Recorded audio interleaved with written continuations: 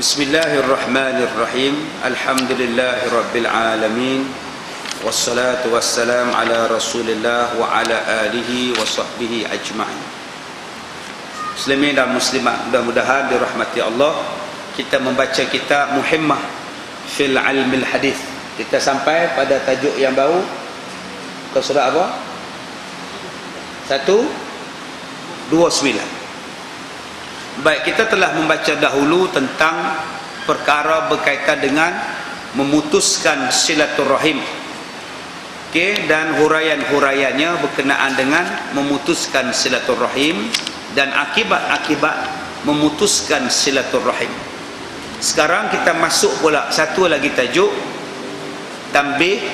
Sesungguhnya telah menakal oleh Imam Qurtubi dalam kitab tafsirnya akan ittifaq segala ulama atas haram memutuskan kekeluargaan dan wajib menghubungkan kekeluargaan. Dulu kita baca tentang memutuskan silaturahim. Sekarang kita masuk menghubungkan silaturahim. Apa makna memutus dan apa makna menghubungkan silaturahim? Bermula dikehendaki dengan memutuskan kekeluargaan ialah memutuskan perhubungannya yang telah terdahulu. Macam yang tuan-tuan baca dalam akhbar hari ini, bapa saman anak dia 2 juta. Semalam bapa saman anak dia tuntut ganti rugi sebab bela cucu 20,000 selama 7 tahun. Yang bapa hari ni pula umur 80 tahun lebih, saman anak dia. Dia kata anak dia paksa dia sign surat serah milik. Anak kurung bapa dalam rumah, paksa pula tutup lampu, tutup kipas, duduk dalam gelap. Itu nama dia putus silaturahim. Saman menyaman ni kira putih silaturahim. Takkan nak baik lagi kot. Anak disaman bapa, bapa saman anak. Dulu ada satu pelakon disaman oleh bapa dia. Sebab pelakon ni kata bapa dia mati, padahal bapa dia hidup lagi. Kawan tu duk cokor, duk mengajar silat lagi pun. Anak dia kata pak dia mati, kena saman dengan pak dia. Ini benda-benda yang kata putus silaturahim. Jadi jangan kita sampai pada satu tahap tak mengaku, hang bukan anak aku, kamu bukan mak aku, kamu bukan bapa aku, kamu bukan abang aku, kamu bukan adik aku. Jangan sampai tahap macam itu. Sebab manusia kadang-kadang harta punya pasal sampai pada satu tahap abang tak mengaku adik, adik tak mengaku abang, kakak putih silaturahim.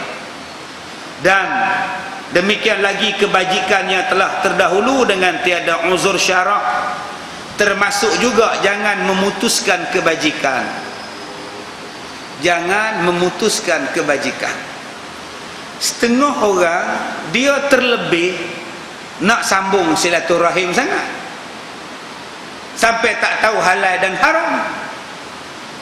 Ada satu perempuan, dia tanya, dia kata, ustaz, saya ni cikgu sekolah, kena tukar satu sekolah, nak menyelamatkan keadaan, takut apa-apa berlaku pada saya, maka saya pun ditinggalkan, ditempatkan di rumah.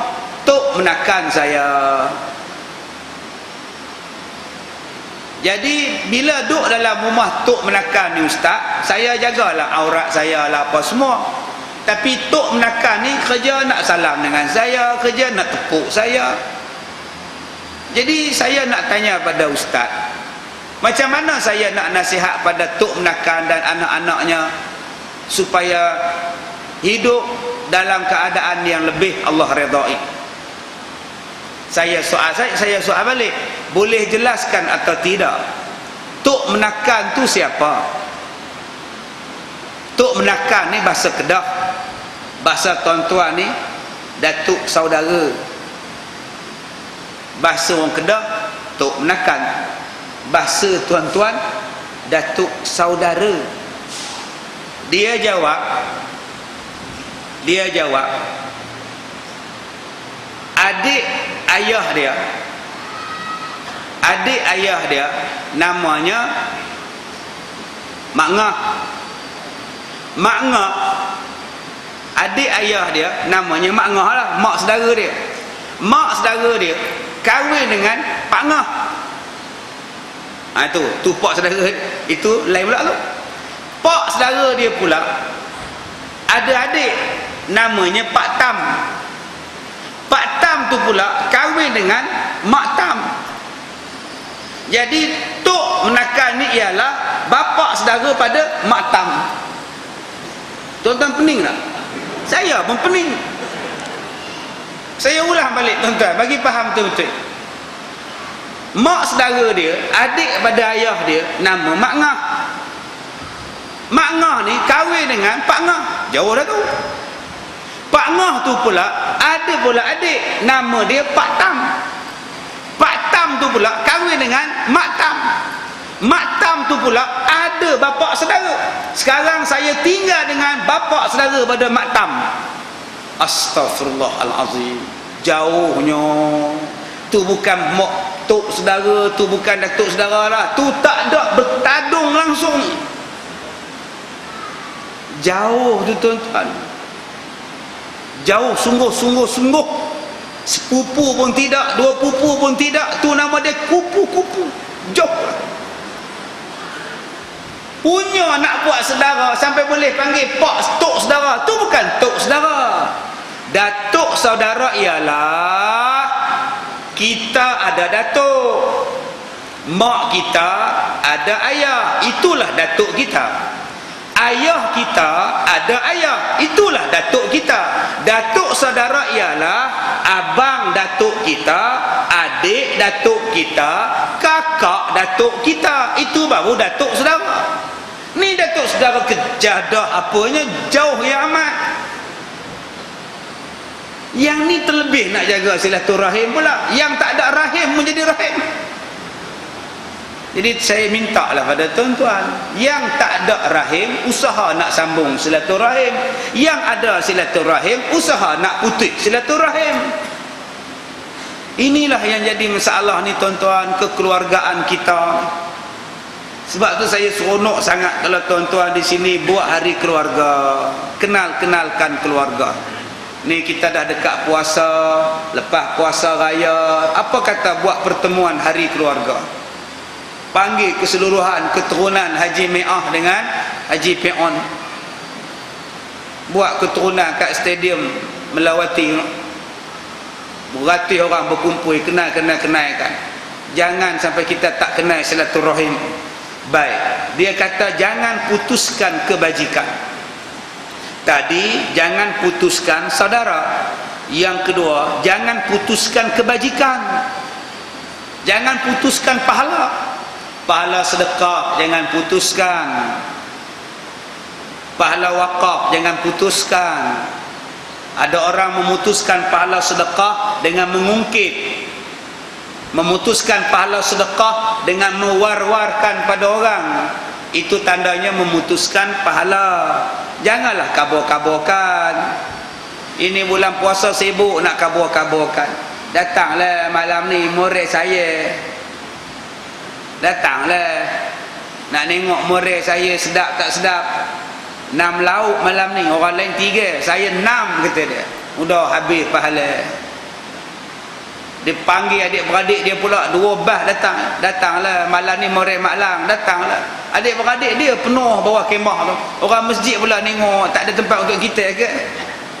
Kalau gitu baik buat rumah kamu sendiri. Utamakanlah tuan-tuan. Ada setengah orang buat moral, lauk dia bubuh dulu dalam mangkuk tingkat. 2 mangkuk tingkat dibawa. Malam ni moral saya, bubuh saya dulu. Ni saya punya. Udahlah awak balik ke rumah, bawa 2 jeep pula main datang makan lagi. Akhirnya orang yang diberikan tumpuan tidak ada cukup makanan. Ini perkara-perkara normal yang berlaku tiap-tiap kali Ramadan sampai. Moral tak cukup, berkira waktu moral, berebut makanan. Ada yang buka puasa belum orang azan, dia dah bubuh nasi, dia dah bubuh lauk, bubuh tembikai, bubuh kurma, dia menung tunggu azan. Dia ambilnya lauk ayam seketul, seorang dia ikan seekor, seorang dia timun separuh, sambai separuh. Ayam pun buh siap-siap ada dalam gelas. 6.45 dia siap. Azan 7.28, 6.45 standby. Bukan puasa pun. Cara buat tu macam puasa. Sebab tu saya tadi makan nasi tadi sampai di hotel tadi. Depa bubuh nasi. Nasi tu satu tray nasi, dua bahagian ni sayur dengan gulai, tudung. Saya pun terfikir, cantik juga tray macam ini. Nanti buat di sekolah saya, orang main buka puasa bagi tapawai, senang tuan-tuan. Tak ada berebut. Kurma ada, ayam ada, semua ada. Tak berebut-rebut lah. Kesian kadang-kadang ni tuan-tuan, bila datang Ramadan ni jadi lapar, memang lapar sungguh lah. Bila buka puasa tu jadi lapar sangat. Dia tengok setengah-setengah tempat tak terkontrol, tak terkawal, belum masuk yang cilok lawak balik lagi. Orang tak habis makan, dia bungkus dah bawah meja, akhirnya lauk tak cukup. Orang jamu orang makan, dia buat balik anak beranak makan di rumah. Baik, itu namanya putus pahala kebajikan. Maka dia kata, sesiapa yang memutuskan persaudaraan dan memutuskan pahala kebajikan dengan tiada uzur syarak, nescaya menjadi fasik ia dengan yang demikian itu. Maka tiadalah bezanya kebajikan yang terdahulu dengan keluarganya, sama ada harta atau suratan atau suruhan atau ziarahnya atau lain daripada itu. Katanya, sesiapa yang memutuskan persaudaraan, maka hukumnya fasik. Dan persaudaraan putus, yang pertama kadang-kadang kerana harta, kadang-kadang kerana surat, SMS, surat dia hantar pada adik dia, mulai hari ini kita putus saudara, ataupun tak ziarah, ataupun suruhan dan sebagainya. Maka memutuskan akan yang demikian itu kemudian daripada mengerjakannya dengan tiada uzur syar'i, hukumnya amat besar, termasuk memutuskan silaturahim, tidak menziarah saudara mara tanpa sebab. Putus silaturahim. Kakak kamu di mana? Ada di Gombak. Kamu tak pernah tengok dia ke? Ish, tak ada sebab nak tengok. Buat apa tengok? Berapa tahun tak tengok? Masa 15 tahun ada.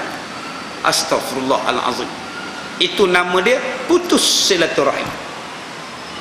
Tak ziarah dia. Okey ustaz, saya dengan kakak saya 20 tahun tak ziarah dah ustaz. Sebab apa tak ziarah? Sebab saya tak tahu kakak saya duduk di mana. Yang tu tak apa. Macam mana boleh tak tahu? Kakak saya tingkatan 3, dia lari ikut Lombok. Sampai sekarang tak jumpa ustaz. Kalau jumpa mungkin dah 35 umur dia ustaz. Yang tu tak apa, sebab tak tahu. Ini tahu, dia duduk di Gombak, dia duduk di Taman Samudra, dia duduk di Kampung Nakhoda. Kenapa tak pergi cari? Tak ada kepentingan untuk saya mencarinya ustaz. Tak ada kepentingan apa dia kakak kamu. Masalah dia sombong sangat. Saya tak suka orang sombong. Dia sombong, dia punya pasal, tapi kita adik dia, ziarah dia. Okey, kalau saya adik kena ziarah kakak saya ustaz, kenapa kakak saya tak ziarah saya? Oh, apa sebab saya nak pergi? Iyalah, kita kena beralak lah. Oh, mentang-mentang saya adik, saya kena beralak? Bukan sebab adik kita beralak, sebab agama. Kalau kakak kita tak nak ziarah kita, kitalah ziarah dia. Saya dengan kakak saya tak kecil hati sangat ustaz, dengan abang ipar. Yang tu yang saya marah sangat tu. Dah kait dengan abang ipar pula. Dengar ceritanya abang ipar awak pun dah kudung kakinya, dah tak berjalan ke mana dah pun. Kalau awak boleh pergi rumah dia pun dia tak sepak awak dah. Udah putih kaki dia, kena kencing manis. Saya abang tu saya boleh maaf lagi ustaz, tapi anak-anak kakak saya ustaz, anak pula. Jadi dia ada je alasan untuk tak nak buat silaturahim. Kita sekarang jangan fikirkan yang lain, kita fikirkan yang Allah sahaja. Allah didahulukan, akhirat diutamakan. Jangan rakyat saya didahulukan, gula dinaikkan, leceh lah. Tak betul lah macam itu. Baik, kemudian ini satu faedah pada menyatakan kebajikan bagi segala orang yang menghubungkan kekeluargaannya di dunia dan akhirat. Sekarang kita tengok apa kelebihan kita ni menghubung silaturahim. Nombor satu hadis yang dikeluarkan oleh Bukhari dan Muslim daripada Abu Hurairah, bersabda Nabi sallallahu alaihi wasallam, kata Nabi, barang siapa yang beriman pada Allah dan hari kiamat, maka hendaklah ia menghubungkan akan kekeluargaannya. Dan barang siapa yang beriman pada Allah dan hari kemudian, maka hendaklah ia bercakap perkataan yang baik ataupun dia diam sahaja. Ada dua sifat orang beriman. Sifat nombor satu orang beriman ialah sambung silaturahim. Masalahnya ustaz, bukan saya yang salah ustaz, dia dulu cari pasal dengan saya. Sebab tu saya tak ada hati dah ustaz nak baik dengan dia ustaz. Kalau kamu beriman, mesti kamu sambung silaturahim. Tapi saya tak ada hati ustaz. Kalau begitu, bagilah hati, buat-buatlah hati ada. Janji kamu salam dengan dia, kamu bagi salam dengan dia pun sudah cukup, supaya kamu tidak putus silaturahim. Itu sifat orang beriman. Sifat orang beriman nombor dua, kalau nak bercakap benda yang baik. Apa dia benda baik? Benda yang ada pahala.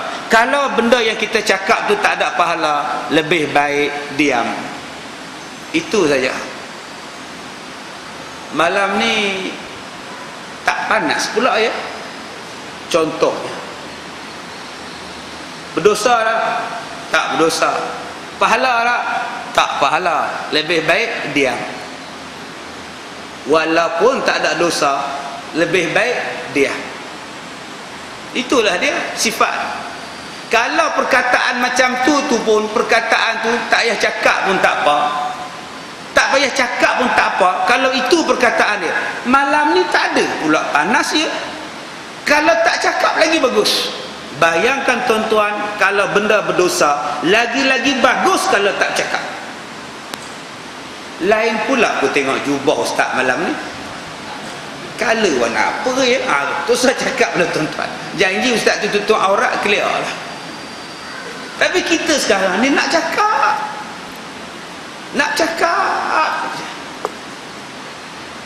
Semalam saya ceramah di Kedah, satu budak dah jam 4 di sebuah sekolah. Mari jumpa direct saya. Dalam CD nampak handsome, dekat luar tak handsome, kata dia. Astagfirullahalazim. Nanti kalau aku pakai bedak, handsome lah. Tu cerita Ahmad Nisfu. Ya, Ahmad Nisfu Piminang, anak pendekar Mustad. Ya, kapal pecah-pecah RM320, tongkang hilang, kapal hilang RM440, luka-luka, pecah-pecah, ubat-ubat budak-budak RM400. Bayar sekarang juga, Ahmad Nisfu kata. Tuk mari cikgu urus. Pak, jangan bayar pak, mereka ni samseng di penampang pak. Ini siapa? Ini anak aku. Bagus, cantik, kata dia. Begini sajalah, hutang cancel, kahwin dengan aku ya pak, kata dia. Tak nak, tak segak. Sekarang memang tak segak. Nanti balik rumah pakai bedak baru tahu. Itu Ahmad Nisfu punya. Direct budak ni main cakap, dalam CD nampak segak, nampak handsome, dekat luar tak handsome, kata dia. Nantok tuan-tuan. Macam-macam kan peminat macam itulah, kena layan banyak orang. Selebriti, mereka panggil saya ni Ustaz Raja Lawak. Astagfirullahalazim. Macam-macam gelaran bagi kat saya. Raja Lawak, tuan. Ustaz kalau masuk Raja Lawak mesti menang ustaz. Iyalah. Ya, pelik tuan-tuan. Baik, jadi tuan-tuan, di sini dia sebut dua benda. Yang pertama, sifat orang beriman cari jalan, tak nak gaduh. Sifat orang beriman cari jalan, nak damaikan orang. Sebab tu saya punya target, saya punya pendakwahan, target saya ialah nak mendamaikan orang-orang Melayu, orang-orang Islam, supaya jangan putus silaturahim. Sekarang politik punya pasal, kita tak cakap, kita bergaduh, kita bertumbuk, kita tak ziarah, kita tak kunjung mengunjung, malah sampai pada satu tahap kita mendoakan keburukan sesama kita pada muka mereka, biar mereka rasa pada muka mereka. Itu nama dia putus silaturahim. Sebab itu dakwah saya nak ajak semua orang jadi baik, jadi bersatu. Apa yang penting kerja sama. Takkan itu pun salah. Takkan saya punya kerja ni hak ikut Quran ni pun salah. Yang Nabi suruh menyatukan salah. Fa aslihu baina akhawaikum, hendaklah kamu berdamaikan di antara saudara-saudara kamu yang bertelingkar. Salah ke? Kalau itu pun salah, saya tak tahu. Kalau yang betulnya macam mana? Yang betulnya mungkin boikot, pulau, jangan baik, jangan muafakat, jangan bersatu. Kalau yang itu baik, tak tahu lah. Jangan tengok dia sakit, jangan ziarah dia mati, kita buat sembahyang hajat biar mereka hancur. La ilaha illallah. Kalau itu dikira baik, saya tak boleh kata apa. Kalau saya, marilah tuan-tuan kita bersatu, marilah jaga Islam, marilah bersatu atas nama Islam, marilah tegakkan Islam. Bila kita bersatu, orang hormat orang Islam. Kalau itu pun salah, saya tak tahu. Apa benda sebenarnya yang kita nak, tuan-tuan? Sebenarnya kita nak apa? Kalau sifat orang beriman, Nabi sebut hendaklah berkasih sayang. Yang kedua, sifat orang beriman, Nabi sebut kalau kamu nak bercakap, bercakap yang baik-baik, yang merapu. Kalau nak cakap, lebih baik diam. Nombor satu. Nombor dua, dan telah mengeluarkan oleh Abu Ya'la daripada Nabi daripada seorang laki-laki berkata, telah datang aku kepada Nabi SAW, dan ia pun duduk dalam perhimpunannya daripada sahabat-sahabat. Nabi tengah mengajar sahabat-sahabat, laki-laki ni sampai, dia pun duduk. Bila dia duduk, dia tengok Nabi depan-depan. Lalu dia tanya pada Nabi, dia kata apa? Engkau mendakwa engkau ni Rasulullah, betulkah? Tu dia, tuan-tuan, direct tanya. Engkau mendakwa engkau ni Rasulullah, betulkah? Nabi jawab, naam, ya, saya Rasulullah. Maka kata laki-laki ini, apakah segala amal ya Rasulullah yang paling Allah sayang? Rasulullah menjawab, percaya dengan Al-Quran. Laki-laki ini tanya lagi, selepas itu ya Rasulullah, apa yang paling Allah sayang? Jawab Rasulullah, menghubungkan kekeluargaan. Kata Rasulullah lagi kata dia pada Rasulullah lagi, ya Rasulullah, apakah amalan yang paling Allah murka? Jawab Rasulullah, syirik dengan Allah. Kata laki-laki tadi, apakah amalan yang paling Allah murka selepas syirik? Jawab Rasulullah, memutuskan kekeluargaan. Ini dia, tuan-tuan, 4 benda yang Nabi sebut. 2 yang Allah sayang, 2 yang Allah benci. Pertama, yang Allah sayang ialah apabila kita beriman kepada Al-Quran, percaya kepada Quran. Nombor 1 Allah sayang. Saya baru ni bercakap di satu musabaqah, pertandingan tilawah Quran dan hafazan peringkat negeri. Saya penceramahnya. Alhamdulillah. Saya kata,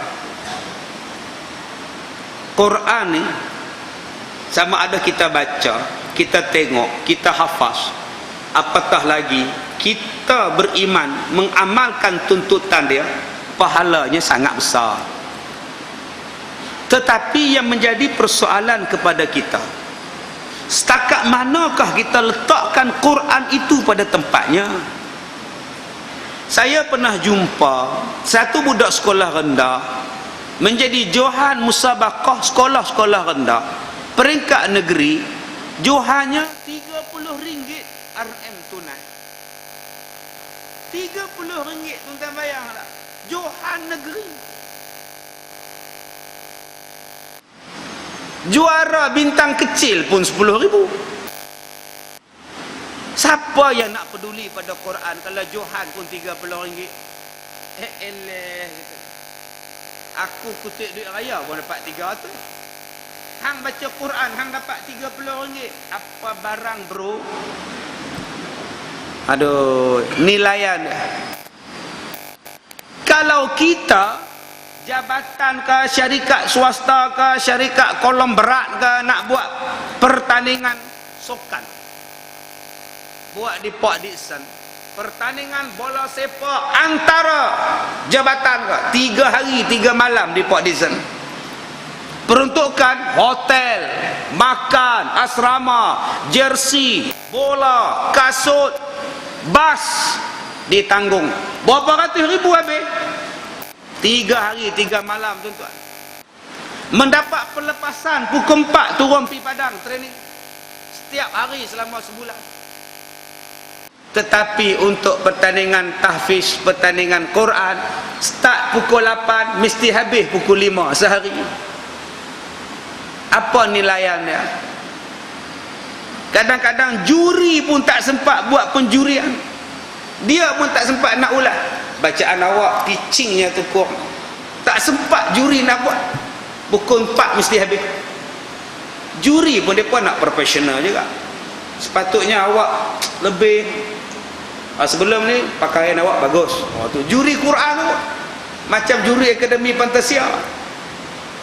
Kesian kita tengok, tuan-tuan. Sedangkan Nabi dah kata dah, kalau kamu beriman pada Allah, Quran nombor 1. Hari ni Quran jatuh nombor berapa? Kesian, tuan-tuan. Nasib qori-qori, qari'ah, kesian. Nombor 2 kata Nabi, amalan yang paling Allah sayang menyambung kekeluargaan. Jadi nanti raya nanti, kalau adik-beradik datang, saudara mara datang, raya pertama, raya kedua, seronoklah, tuan-tuan. Manis muka sambut adik-beradik kita. Bila kita balik kampung, bawa anak-anak, perkenalkan pada saudara mara. Bawa anak-anak.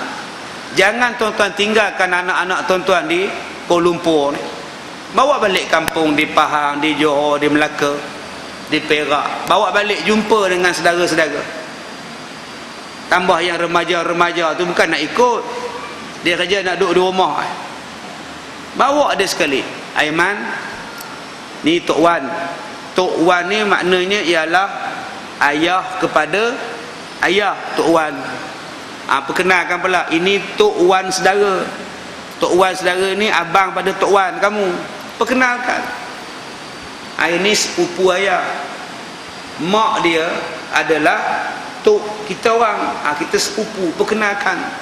Lepas perkenalkan yang hidup, perkenalkan pula yang mati. Pergi kubur.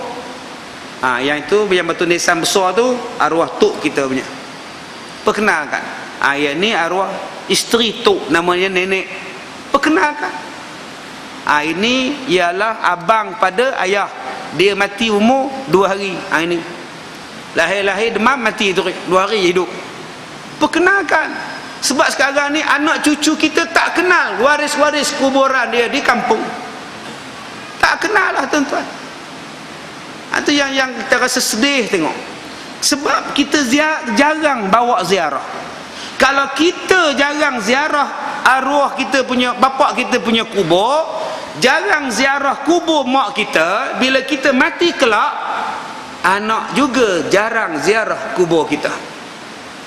Kalau kita jarang baca Yasin pada arwah yang dah mati, asyik duk tengok TV je, bila kita mati besok, anak-anak pun tak ada sedekah Quran pada kita dah. Sebab dia buat melalui apa yang kita buat. Sekarang ni anak-anak ni, tuan-tuan, kita kena bagi duit pada dia. Bagi duit. Datang sembahyang Jumaat bagi duit. Ipul RM2, Aiman RM2, Dia duit, okey, masukkan dalam tabung. Biar anak tu sendiri yang masukkan dalam tabung jimat. Nanti dia akan biasakan, asyik datang masjid, masuk duit. Asyik datang masjid, masuk duit. Sebab bapak dia aja. Tapi kalau dia tengok bapak dia tidur, bila tabung tu berjalan, anak 3 orang tengok, bapak tak bagi duit. Bapak tak bagi duit. Demo pun tidur 3 orang. Tunggulah bila tuan-tuan mati, anak-anak tu juga perangai macam itu. Sebab dia buat dan dia ikut. Jadi saya minta pada tuan-tuan, 2 benda ini tolong jaga. Pertama, Quran. Kedua, kekeluargaan. Yang kedua, benda yang paling Allah benci ialah syirik. Dan yang keduanya ialah memutuskan kekeluargaan. Saya dah sebut pada tuan-tuan, syirik ni banyak benda tuan-tuan. Ya, syirik ni banyak benda. Orang kita duk amaikan lagi benda-benda syirik. Kadang-kadang kita belum kena, maka kita pun taklah buat benda syirik. Bila dah kena, baru kita jadi syirik. Saya dah kata pada tuan-tuan, menurun, menengok tu syirik. Syirik. Tengok dalam mangkuk, tengok dalam kerih, tengok dalam limau, tengok tapak tangan, tengok tanda lahir. Tanda lahir di tengkuk, tanda lahir di hidung, tanda lahir di mana-mana, syirik. Melihat kebolehan melalui tarikh lahir, syirik. Kamu lahir 28 hari bulan 11. Hari apa? Pukul berapa? Dia buat kajian. Oh, kamu ni seorang yang penyegan, seorang yang pemalu, malas dah ni. Tidak ada keyakinan. Kamu tahu mana? Saya profesor. Profesor tak profesor, hukum syirik. Syirik dalam bentuk moden. Dulu syirik percaya pada buah hantu. Sekarang syirik percaya pada doktor. Dulu syirik percaya pada mata yang berkenyit-kenyit. Itu tanda nak menangis, tanda nak mati dan sebagainya. Sekarang syirik yakin. Doktor kata hang mati lagi 2 bulan, kamu boleh hidup lagi 2 bulan. Mengatasi Allah. Sebab itu ditanya Abu Dzar Al-Ghifari, dia bertanya kepada Nabi sallallahu alaihi wasallam, wahai Rasulullah, zuhud itu apa? Az-zahada apa benda? Nabi kata az-zahadatu fid dunya laisat bitahrimil halal. Kata Nabi, zuhud dalam dunia bukanlah mengharamkan yang halal dan bukanlah membuang dunia. Kata Nabi, wala tafidal mal walakin az-zahadatu fid dunya. Akan tetapi yang dikatakan zuhud dalam dunia,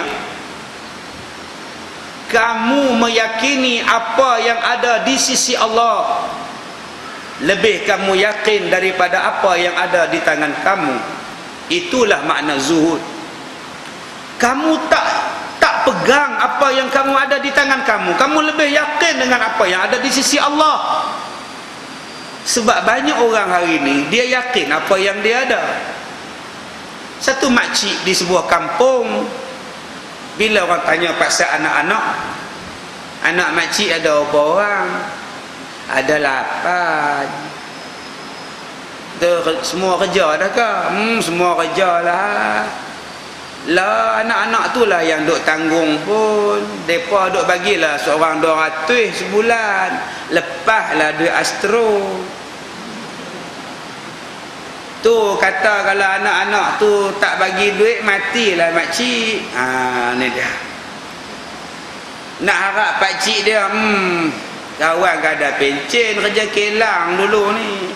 Duk makan tidur lah. Lah anak-anak makcik lah duk hantar sebulan 200 dapat 1,600. Tu kata kalau ada anak tak hantar duit ke buluklah kami. Ini nama dia syirik pada Allah. Sebab kamu yakin anak yang bagi rezeki, bukan Allah bagi rezeki.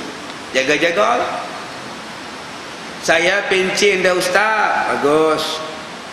Tu adalah 1 juta duit ni.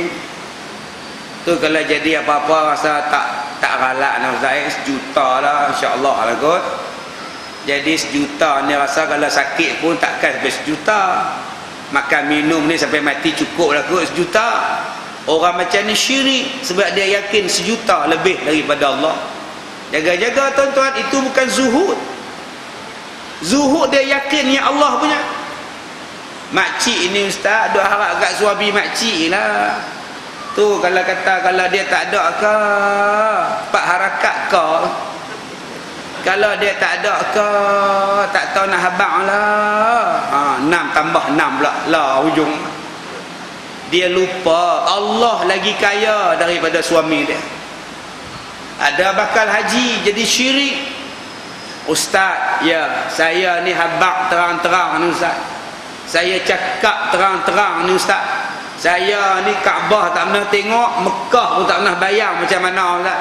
Saya nak pergi haji ni, saya betul-betul ikut ustaz je. Saya serah ke ustaz. Saya tak ada pengalaman ni. Saya mana ustaz pergi, saya ikut. Saya serah ke ustaz. Syirik pada Allah. Sepatutnya serah pada Allah, bukan serah pada ustaz. Buatnya ustaz tu sesat. Tak jumpa ustaz tu, tak ustaz tu mati sana. Ada bercakap macam tu, saya tak tahu apa ustaz, saya serah ke ustaz. Syirik. Ada yang bawa datang air 1 botol besar. Saya ni ustaz sakit kepala ni, nyak sakit. Sakit ni ustaz. Doktor dah pergi, hospital dah pergi, pakar dah pergi, tak lega ustaz. Itu 2 bulan lepas minta dekat Harundin, tak lega juga. Itu nak minta kat ustaz. Saya kata memang minta dengan Harundin tak lega. Dia bukan Tuhan. Patut akak minta pada Allah. Ni akak datang minta pada saya. Kalau tak lega, nanti akak pergi kat orang lain pula. Dengan Harundin pun dah minta, dengan Ustaz Kazim pun dah minta, tak jadi juga. Memang tak jadi sebab saya pun makhluk macam akak. Minta pada Allah. Ini minta sana, minta sini. Tak betul tu. Ubah tu, syirik itu. Yang kedua kata Nabi, perkara yang paling jahat di sisi Allah ialah memutuskan kekeluargaan. Baik, yang terakhir, 10 perkara yang akan kita dapat, 6 perkara yang akan kita dapat dengan kita menyambung silaturahim. Telah bersabda Nabi kekasihku, yaitu Rasulullah sallallahu alaihi wasallam, kata Abu Dzar Al-Ghifari. Baru tadi saya sebut nama dia. Abu Dzar kata, aku tanya pada Nabi, zuhud itu apa? Nabi jawab tadi, zuhud bukan buang benda haram, bukan buang benda halal, bukan buang dunia. Tetapi zuhud ialah meyakini yang Allah punya lebih daripada meyakini yang kamu punya. Yang kedua kata Nabi, zuhud maknanya ialah kalau kamu sakit, kalau kamu ditimpa musibah, kalau kamu ditimpa bencana, kamu reda dan kamu rela sakit, reda ditimpa musibah. Kalau itulah satu cara Allah nak hapuskan dosa, aku reda. Itulah zuhud. Itulah zuhud. Kalau sakit kita ini menghapuskan dosa, tuan-tuan reda, itu zuhud. Jangan merungut. Saya ni bukan apa sihat dah ustaz. Tangan ni lah tak boleh bengkok, sakit, tak tahulah. Tu dah lagi panjang harakat. Tangan ni doktor kata tak ada grease, dah habis dah minyak grease kat tulang. Kau boleh duk apa ni, duk macam ni. Dulu kau kerja apa? Tukang bagi resit tol. Oh patutlah pun. Cuba tuan-tuan kira, tukang bagi resit tol berapa ribu kali sehari? Tak lenguh lah tuan-tuan. Baik bagi patung, ada tepi jalan, hujan pun, panas pun, itu dia buat. Siap agak patung tu. Kesian tu saya tengok budak-budak tol, abang-abang tol, kakak-kakak tol, mereka patut minta insurans ni, insurans grease dekat siku. Teruk tuan-tuan, tambah nak raya ni, berjuta kenderaan. Alangkah baiknya kalau free waktu perayaan, rehat mereka. Boleh lawan ni, besok kosong ni, pasal dah terlalu banyak pakai. Dia ambil, dia kira-kira, dia bagi balik. Teruk tu, satu dia bagi, satu dia ambil, dia kira-kira mesin, kira duit, dia bagi balik. Teruk. Tuan-tuan nampak jaringan ni, kesan akan datang. Terlalu banyak. Okey, tolong kira balik. Ada kena isyuk dalam situ. Baik, di sini dia sebut kepada kita, Abu Zar ni tuan-tuan, asal jumpa Nabi je minta pesan. Jumpa Nabi je, ya Rasulullah, pesanlah dekat aku ya Rasulullah. Itu sifat dia. Maka Nabi pun pesan. Ada 6 pesanan, kata Nabi. Dan berpesanlah Nabi kepada aku bahawa tiada ia memberi aku telek kepada orang yang di atasku, dan bahawa suruh aku telek kepada orang yang di bawah daripada aku. Pesanan nombor 1, jangan tengok orang yang di atas, tengoklah orang di bawah kamu. Kamu akan redha dengan kehidupan kamu. Jangan tengok hidup orang kaya, tengoklah hidup orang miskin pada kamu. Maka sekarang ini kamu redha dengan apa yang kamu ada. Nabi kata, di dalam dunia ini kamu hanya perlu ada 3 benda. Baitun yaskunuhu, rumah yang kamu rasa selesa nak duduk. Yang kedua kata Nabi, wasaubun, pakaian yuwari'u auratahu, yang menutup aurat kamu. Ada pakaian yang menutup aurat kamu, clear. Yang ketiga kata Nabi, adanya wal khubzu, al khubzu wal ma', adanya roti dan adanya air, adanya makan dan ada minum, maka kamu telah dapat keseluruhan dunia. Tuan-tuan, kita ni dapat 3 benda ni cukup dah. Yang pertamanya, rumah yang kita tinggal, yang kita rasa selesa. Tak payah ubah besar pun tak apa. Janji rumah kita sendiri. Tempat yang paling selesa ialah rumah tuan-tuan. Itulah tempat paling selesa. Tuan-tuan pergi rumah menantu anak tuan-tuan, tak selesa. Turun-turun teksi, menantu tanya, mak bila nak balik? Teksi pun tak masuk gear lagi, tanya lah. Anak topa pula daripada pintu, lah mak datang buat apa? Astaghfirullahalazim. Tuan-tuan selesa tak? Tak selesa. Habis makan malam, mak tengok mentor, menantu duduk basuh pinggan, pompang mengamuk di dapur. Letih malam ni, pinggan banyak pula. Agak-agak tuan-tuan nak tunggu lagi tak? Nak balik ke? Nak duduk lagi barang seminggu? Tuan-tuan mesti balik. Bila tuan-tuan balik, tuan-tuan rasa lapang sangat. Rumah aku selesa sangat. Tuan-tuan sudah mendapat 1/3 dunia. Yang kedua kata Nabi, pakaian menutup aurat. Walaupun sehelai jubah, sehelai kain pelekat, baju Melayu sehelai, cukup lah.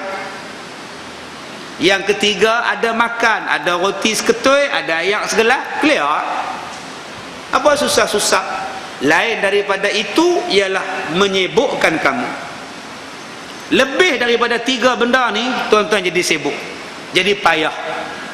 Tuan-tuan ada kereta, dia start payah, minyak naik pula dah, lagi payah. Kereta tuan-tuan pula pergi langgar punggung orang, punggung kereta orang lain, payah pula. Tak ada kereta kan senang. Ada kereta, pam, accident, insurans sampai, road tax tukar. Sat lagi insurans kena buat. Tuan-tuan bawa kena saman, tak bawa saman ekor sampai surat bayar 300, tak ada compound. Kita pergi tanya dekat dia, mana saya kena ni, di mana saya kena ni? Di Terengganu. Bila masa saya pergi Terengganu, saya duduk di sini. Tak tahu, mana saya nak tahu. Saya hantar saman 300 je lah. Saya tak puas hati, tengok mana dia kereta saya ni, RM10. Nak ambil gambar RM10. Tengok motor yang kena saman kereta, yang dia punya motor. Pasal apa kereta? Yang nombor plate ni motosikal, ni gambar ni kereta. Sudah tuan-tuan. Ini nama dia saman ekor. Orang boleh tipu. Benda ni meragukan. Sebab tu minta kaji balik. Tak paksa ya tuan-tuan kena. Lebih baik kalau hang bawa laju, hang tahan dengan bendera. Prit. Nah, tahan terus. Ni duk menyorok balik buka pisang. Perak hantar gambar. Buatnya nombor plate palsu, buatnya nombor tersilap apakah, hamba Allah tu tak tahu kenapa. Sesuatu benda yang meragukan dalam fiqh dia suruh tutup. Da' ma yaribuka ila ma la yaribuka. Tinggalkan sesuatu yang meragukan kamu, ambillah sesuatu yang tidak meragukan kamu. Jadi saman ekor ni satu bentuk yang meragukan. Orang boleh tipu. Dia pasang nombor plate palsu ke bawah Duli Yang Maha Mulia Sultan Melaka. Sudah tuan-tuan. Naik Rolls Royce pula, main-main 2.8 juta. Rupanya sewa. Subhanallah. Macam zaman sekarang ni. Baik tuan-tuan, ada kancil. Bila tuan-tuan ada kancil, tak payahlah tengok BMW. Tuan-tuan tengok orang naik motosikal, barulah tuan-tuan sedap naik kancil. Bila tuan-tuan naik kancil, tuan-tuan tengok kereta besar sebelah, Alphard. Sudah Pak lawa Alphard. Bang kan cantik, hitam cermin dia bang. Macam mana gamak dia bayar? Entahlah. Elok lampu hijau, Alphard pun pergi. Yang dia pula nak masuk tak boleh pula dah. Enjin mati pula. Sebab itulah jangan tengok Alphard, tengok orang sebelah. Bang. Siang tengok orang sebelah. Anak dalam warga 2 orang. Yang pak dia pun borai abang, mak dia pun borai, mengandung pula tu. Hari dah hujan dah, depa duk traffic light lagi, motor pun tercongek dah. Tu kalau dia perih minyak melambung pula tu. Sian dekat depa abang no. Kita nasib baik ada kancil, aircon ada, bumbung ada, radio pun ada. Syukurlah abang, walaupun kecil ada juga kenderaan. Alhamdulillah. Barulah tuan-tuan nikmat dengan kancil. Yang naik motor besar, yang naik motor kapcai tadi, hak isteri mengandung, suami boroi, anak 2 orang dalam raga tu, jangan tengok yang kancil. Jangan duk cubit paha kawan tu. Itulah orang suruh beli kereta tak mau, duk naik motor ni. Nak hujan tu, kesian lah kat anak. Duit tak ada apa, kalau ada toke kereta pun abang beli hentar lah. Duit tak ada, hak ni kita ada. Kalau hujan sekejap lagi kita singgah lah bawah je jambat. Hak motor ni pula jangan tengok yang kereta. Hang tengok orang sebelah tu naik basikal, nampak kesian tu. Kita perah je dia jalan, dia tu kayu. Lagi kesian tengok tu. Hang tengok bini dia tu, lagi teruk duk numpang sebelah. Asal naik bukit turun, asal turun bukit naik. Itulah basikal. Kesian dekat basikal tu. Yang basikal tu pula jangan tengok yang motor. Itulah bang. Kalau abang tak beli kereta pun tak apa, beli motor sudah lah. Naik basikal ni teruk lah. Pak, hang tengok orang yang nak jalan kaki tu, lagi kesian. Jalan kaki, basikal pun tak ada. Yang jalan kaki pula tahan bah. Naik dalam bah. Alhamdulillah aku naik bah. Driver ada. Bila suruh berhenti, bila tahan dia berhenti. Untung tak jadi rotek tak nak pikiak, minyak tak payah pikiak, minyak hitam tak payah, brake pad tak payah, semua tak payah pikiak, dia relax tidur. Untung tuan-tuan, akhirnya kita akan redha dengan apa yang kita ada. Jangan tengok orang yang nikah 3, tengok hak kita seorang sudah. Jangan tengok dia nikah 3, seronok dia nikah 3 no. Macam mana rasa kamu? Duk geleng kepala tak habis-habis. Saat nu kejap kawan ni, kejap nombor 3. Jangan tengok yang dia, tengok yang kawan ni nikah pun tak lagi. Yang kita ni dah ada isteri seorang, yang ni pun okey dah. Hang tengok tu dia tu sampai lah tak kahwin-kahwin. Sian kat dia. Hang syukurlah isteri hang tu ada, makan ada, pakaian ada, orang basuh, malam ada orang temam cakap, jalan boleh sekali, makan minum terjaga, musik boleh, sama-sama berjalan. Syukurlah dia tu langsung tak ada. Hanya duk tengok yang nikah 3, tengok dia tu isteri seorang pun tak ada, daripada muda sampai duk atas kursi roda tak kahwin-kahwin. Sian. Kekasihnya pertama namanya Siti Pah, baru nak berzina dengan Siti Pah orang lain nikah, melepaslah lagi. Sian. Bercinta pula dengan Siti Jah, baru nak pergi Minang, Siti Jah pula dah pindah, melepaslah lagi. Teng neneng neneng neneng sampai sekarang juga. Kita ni bersyukur. Sebab tu nombor 1 Nabi kata, kalau tuan-tuan nak meredai, menyukai dengan apa yang tuan-tuan ada, tuan-tuan tengoklah orang yang di bawah, jangan tengok orang di atas. Tuan-tuan akan bersyukur dengan harta tuan-tuan, tuan-tuan akan sangat puas. Ni tuan-tuan ada handphone Sony Ericsson, sudah mana? Jangan duk tengok handphone orang lain, iPad, iPod, tak payah. Tak payah.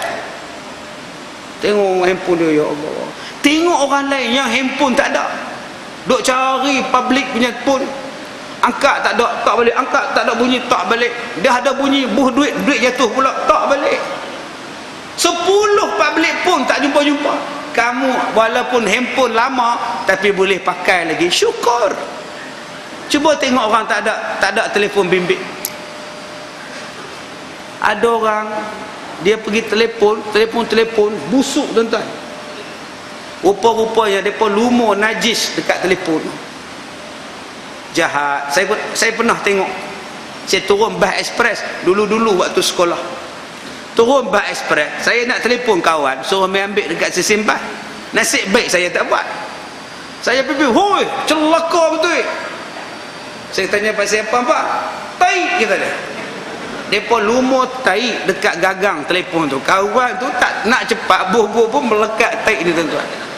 Ni nama dia vandalism. Jahat manusia ni. Binatang pun tak buat macam itu. Kucing kalau dia berak pun dia kamboi. Manusia boleh ambil tai pergi lumur dekat telefon. Ni perangai buruk. Itu pesanan Nabi nombor 1. Pesanan nombor 2 Rasulullah. Berpesan Nabi, kasih sayanglah kamu bagi orang miskin dan orang yang hampir dengan orang miskin. Tuan-tuan duduk di Kuala Lumpur, Shah Alam, Johor Bahru, hebat-hebat ni. More masjid dah penuh, Syakban pun tak sampai setengah lagi, more dah penuh. Kadang-kadang bertolak-tolak more. Satu more 2,500, 4,000, paling koman 1,500.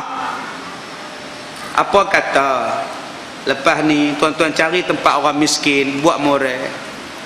Pergilah ke kampung-kampung pendalaman tuan-tuan.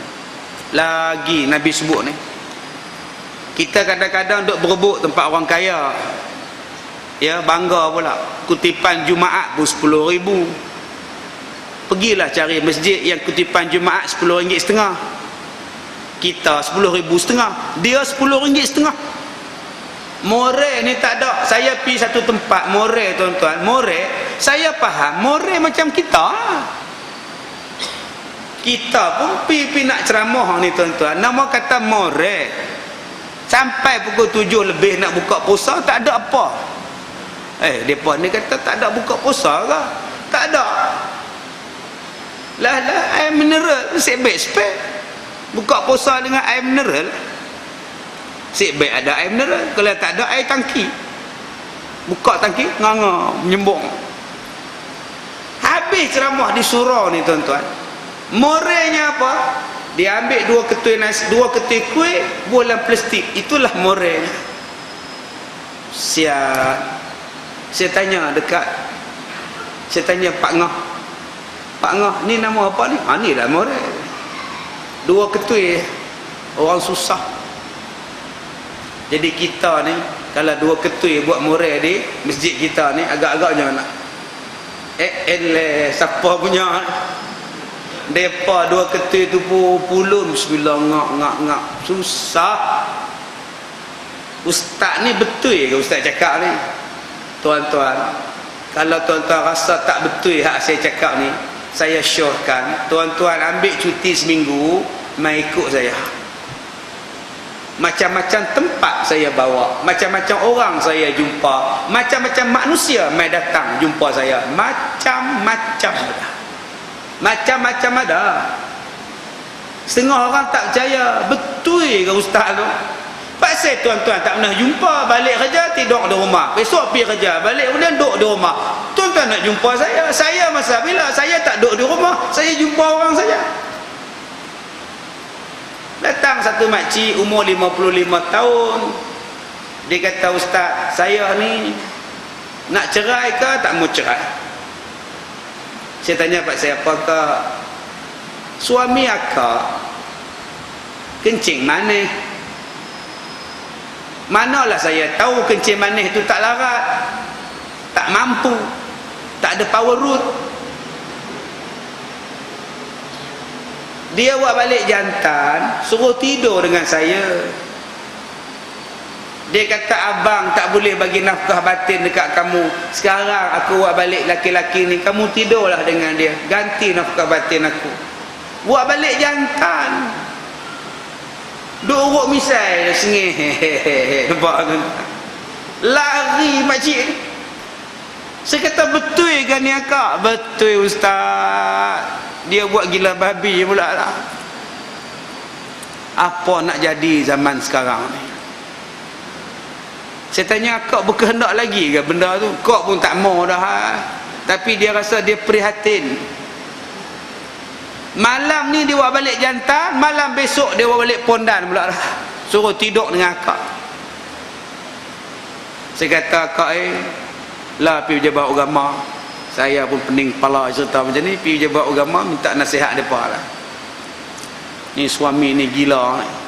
Umur berapa? 65 tahun. Tak tahulah tuan-tuan, tu yang saya katakan. Setengah orang bila saya cakap macam ini, orang tak percaya. Dia kata, betul ke ustaz ni? Bulanglah tuan-tuan, saya mengajar Quran saya baca, hadis saya sebut dalam masjid pula. Kalau bohong saya, dosalah saya. Tapi itulah yang saya jumpa. Macam-macam jenis manusia. Kadang-kadang benda yang pelik-pelik, yang saya tak pernah nak bayangkan, rupa-rupanya manusia boleh buat benda itu. Kita tak boleh nak bayang tuan-tuan, tapi boleh buat. Baik, nombor 3, Nabi berpesan kepada aku, disuruhnya aku menyambungkan kekeluargaan. Jangan fikirkan gaduh, jangan fikirkan sesuatu yang kenangan-kenangan yang lepas-lepas, yang menjadikan kita kecil hati, sedih hati. Jangan. Sekarang kita mulakan yang baru. Kita sambung silaturahim, sebab Nabi pesan silaturahim. Saya katakan tadi, di antara punca kita putus silaturahim, harta, kata-kata. Dan sekarang kita tambah satu lagi, punca putus silaturahim ialah politik yang melampau. Itu saja. Minta maaf, tuan-tuan setuju, tuan-tuan tak setuju, tuan-tuan punya pasal. Tapi saya tetap sebut, politik lah dan pemimpin-pemimpinnya lah yang menjadikan masyarakat di bawahnya berpecah belah dan putus silaturahim. Kalau itulah bentuknya tuan-tuan, tak payahlah kita tinggalkan mereka, kita pegang Nabi. Nabi suruh sambung silaturahim. Ambil ni hak Nabi pesan Yang keempat, dan telah berpesan akan aku bahawa tiada aku takut pada hukum Allah jikalau mencercai oleh orang yang mencercai sekalipun. Kata dia, apabila ada orang menghina Allah, apabila ada orang merendahkan Allah, maka hendaklah kamu mencercai orang yang mencercai Allah dan merendahkan agama Allah. Jangan takut, kata dia. Tiada kamu takut. Sebab tu saya sampai sekarang masih dengan prinsip dan masih lagi dengan kata-kata saya.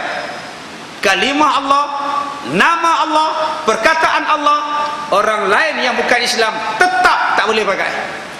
Yang boleh pakai hanyalah untuk umat Islam semata-mata. Kerana kalimah Allah bagi mereka digambarkan sebagai ada anak dan ada bapa. Bila tuan-tuan setuju Allah itu dikatakan ada anak dan ada bapa, tuan-tuan telah syirik kepada Allah Subhanahu wa ta'ala. Saya tetap dengan pendirian ini sampai saya mati. Walaupun ada ustaz yang menghentam saya, tibai saya dan sebagainya dalam isu kalimah Allah, tapi tetap saya kata Kristian tak boleh pakai kalimah Allah, kerana mereka mengatakan bahawa Allah ada anak dan Allah ada Tuhan bapa. Sedangkan kita sebut dah qul huwallahu ahad Allahus samad lam yalid wa lam yulad wa lam yakul lahu kufuwan ahad.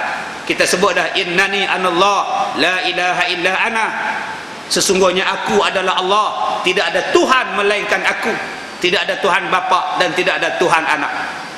Tegas dalam bab ini. Walaupun kamu dicerca orang, tetap jangan takut pada orang.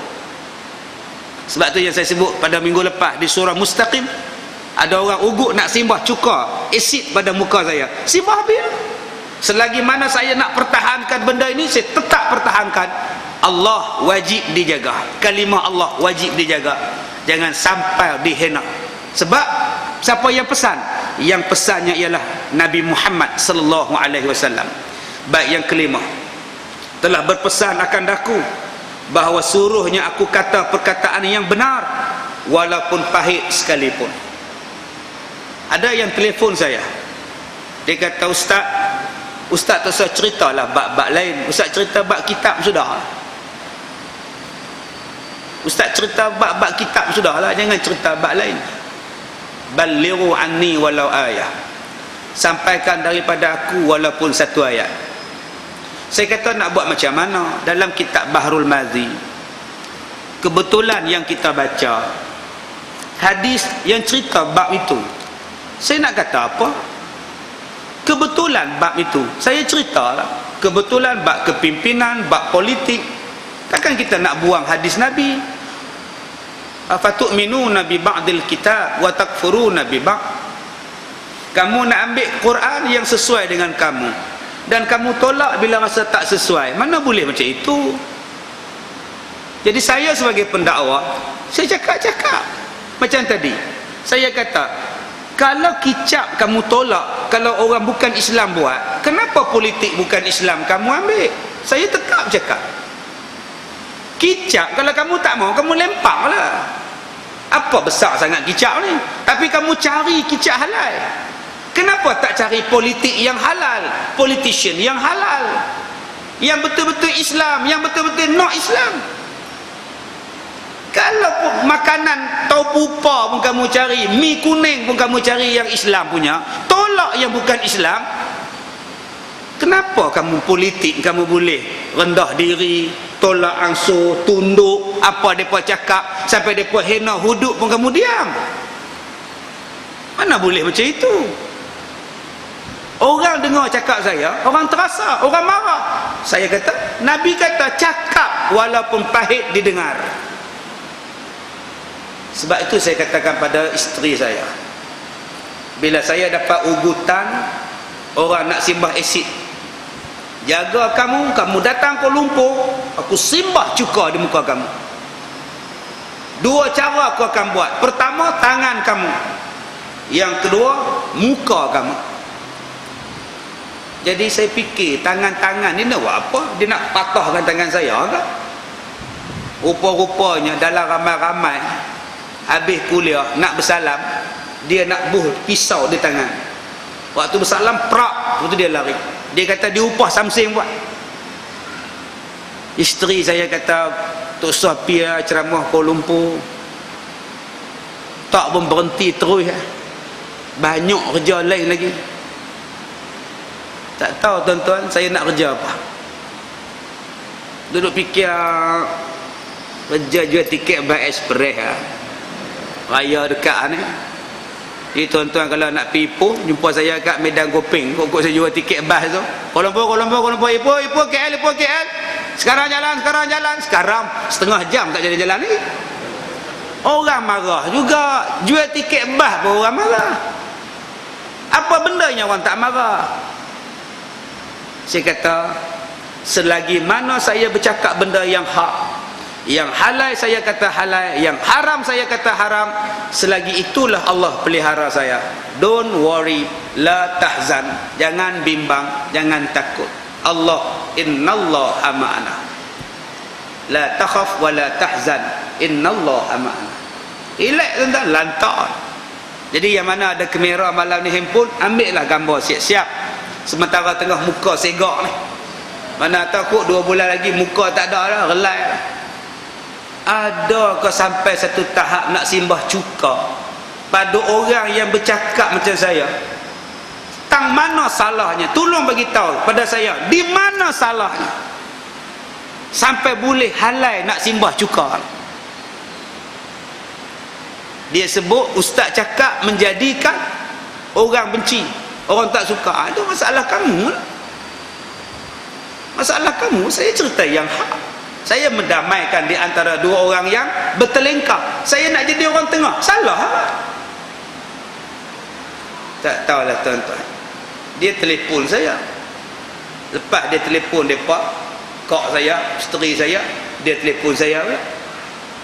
Saya kata, tak apa kalau hak namai simbah cuka, hamai datanglah rumah saya. Hari Ahad dia main sungguh tuan-tuan. Yang kita ugut ni, kita bukan berani sangat pun, dia datang sungguh. Inilah nama dia, Samsing Kampung Dusun. Berani. Lah saya panggil polis 3 orang mai. Cikgu, dia ugut nak simbah cuka. Ustaz report sekarang kami tangkap. Ni yang kata Samsing tuan-tuan. Tu yang susah jadi pendakwah, macam-macam cabaran. Tuan-tuan ingat senang jadi penceramah? Tuan-tuan ingat senang? Glamour ke? Tak glamour. Tak glamour. Pukul 2 pagi, 3 pagi orang ketuk pintu. Kita ngendak buat tingkap, nak buka tak buka, nak buka tak buka. Semua pakai seluar jin, 4-5 orang. Kontang, pukul 2:30. Apa dia nak? Dahsyat tuan-tuan. Yang baling air kencing pun ada. Baling air kencing dalam botol, berterabur dekat garas kereta nak masuk rumah saya. Ada yang air kencing dalam botol Pepsi, dia letak betul-betul atas batal dekat pintu pagar. Susah tuan-tuan jadi penceramah. Penceramah macam saya lah. Kalau penceramah sekadar mengajar dan berpesanlah aku bahawa aku membanyakkan baca la haula wala quwwata illa billahil aliyyil azim, ya. Ya tu tak ada siapa pun marah. Dia tak tegur apa, sentuh apa pun tidak. Jadi Nabi pesan nombor 6, banyakkan baca la haula quwwata illa billahil aliyyil azim, ya. Yang tu kompom, tak ada orang marah. Adapun haid itu warnanya merah, ya. Yang tu orang tak marah lah. Istihadah tu selepas haid dia mari tak berhenti warnanya hitam, ya. Tak ada siapa marah. Orang tidur lagi ada. Tapi penceramah macam saya ni tuan-tuan, saya direct cakap. Siapa pun saya cakap. Sebab Nabi pesan, silakan bercakap, tapi mesti hikmah. Sebab tu dalam saya cakap, saya tak sebut nama orang, melainkan Sudin, Haji Sattar, Ahmad Nispu, saya sebutlah. Bak nak buruk ke orang, saya tak sebut nama orang. Saya takkan sebut nama parti. Saya takkan sebut haram jadah, babi, celaka, kepala bapa, cerai, saya tak sebut. Sebab kata-kata itu menyusahkan orang, menyeksakan hati orang. Dan kata-kata demikian Nabi tak bagi sebut. Ini pegangan kita. Baik, cukup tuan-tuan, sekadar itu sahaja. Besok pagi kita sambung kuliah subuh di Masjid Hidayah Taman Melawati, surah Al-Hujurat.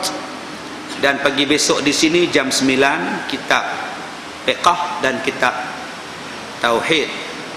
Dan malam besok di As-Sabirin, Lembah Keramat, insya-Allah Bahrul Madhi jilid yang ke-16. Kita sudahi dengan surah Al-Asr.